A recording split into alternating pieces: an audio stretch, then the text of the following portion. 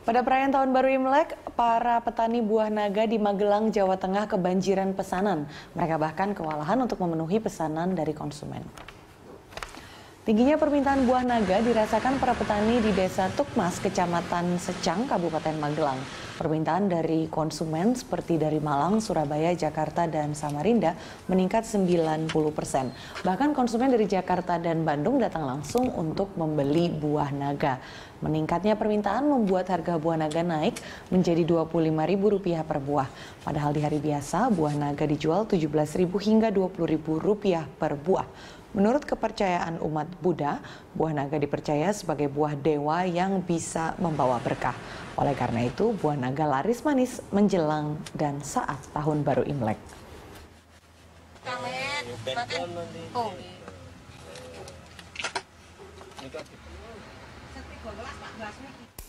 Ya, kita sampai di segmen penghujung dialog Feng Shui kita di hari Tahun Baru Imlek kali ini bersama Suhu Naga. Suhu, tadi saya kan sudah tanya sedikit prediksi ya untuk tahun kambing kayu ini. Dan tentunya untuk bidang ekonomi bisnis ini akan sangat berbeda untuk setiap individu ya?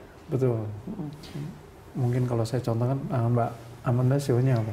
Saya kelahiran tahun 88, Suhu. Itu artinya apa? Berarti Anda lahir di tahun Shio Naga. Shio Naga. Unsurnya unsur logam atau emas. Secara sisi bisnis dibanding tahun lalu, contohnya, ini untuk Anda, di tahun ini Anda akan banyak ketemu peluang-peluang yang baru. Saran saya coba perbanyak menyimpan atau menabung itu di nilai dolar. Itu akan memberi sedikit kejutan pada waktu nanti ketika Anda ada kebutuhan dan pada saat yang pas nilai itu menguat dan terus naik. Itu hubungannya dengan volatilitas ekonomi. Betul. Tadi ya. Okay. Nah, dari sisi perjalanan, tahun ini mungkin ada traveling yang cukup menyenangkan di mana Anda dapat kaget. Artinya Anda dapat kejutan, satu peluang bisnis Anda dapat, lalu Anda dapat hadiah traveling tadi. Oke, ini tentunya kabar yang sangat gembira nih kalau dengar prediksi atau diberikan rambu-rambu tapi yang bagus yang gini. Tapi hendaknya hanya jadikan sebagai prediksi saja, sugesti positif. Oke. Selanjutnya kembali kepada Mbak Amanda. Apakah itu juga menjadi guideline Sunaga sebagai seorang konsultan Feng Shui dalam memberikan konsultansi ke klien-klien Anda? Tentu. Tentu itu jadi satu patokan.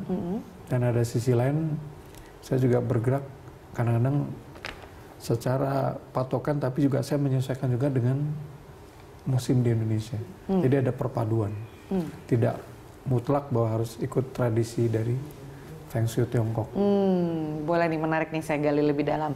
Jadi selain Shio terhadap individu itu, kemudian elemennya dan mungkin ilmu-ilmu dasar Feng Shui Tiongkok yang Anda pelajari, Anda juga menggabungkannya dengan tadi Anda katakan karakteristik musim di Indonesia. Seperti apa nih? Contoh. Bagaimana musim ini bisa mempengaruhi prediksi atau ramalan atau rambu-rambu yang Anda berikan? Baik, ketika terjadi satu musim kemarau, itu ala tanah Indonesia itu beda dengan tanah Tiongkok. Jadi saya tetap mengambil satu filosofi juga kearifan budaya lokal, saya kolaborasikan untuk lebih menambah nilai tambah kepada si peruntungan klien. Oke.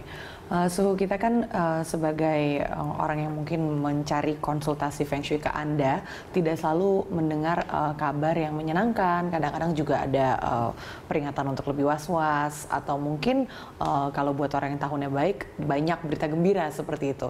Sebenarnya bagaimana sih kita seharusnya menyikapi sejumlah prediksi ini? Kan banyak juga di mana-mana ya, ada artikelnya, bacaannya, seperti itu. Menyikapinya tentu satu, kita mengambil sisi positif.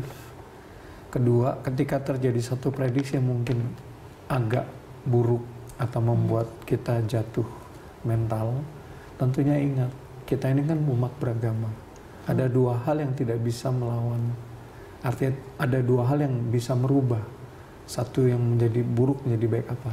Doa dan keyakinan bahwa kita juga punya yang namanya kegiatan charity atau amal.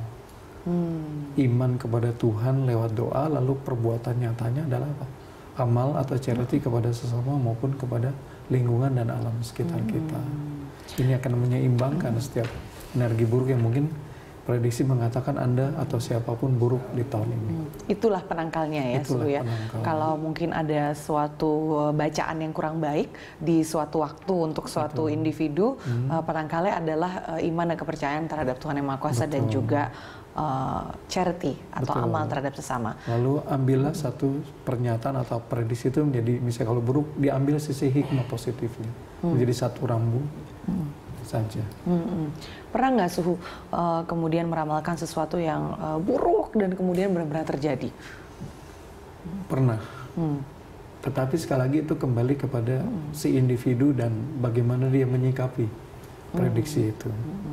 Tapi sekali lagi itu pun terjadi karena memang mungkin si individu sendiri dia tidak melakukan sesuatu nasihat atau satu saran yang kita berikan.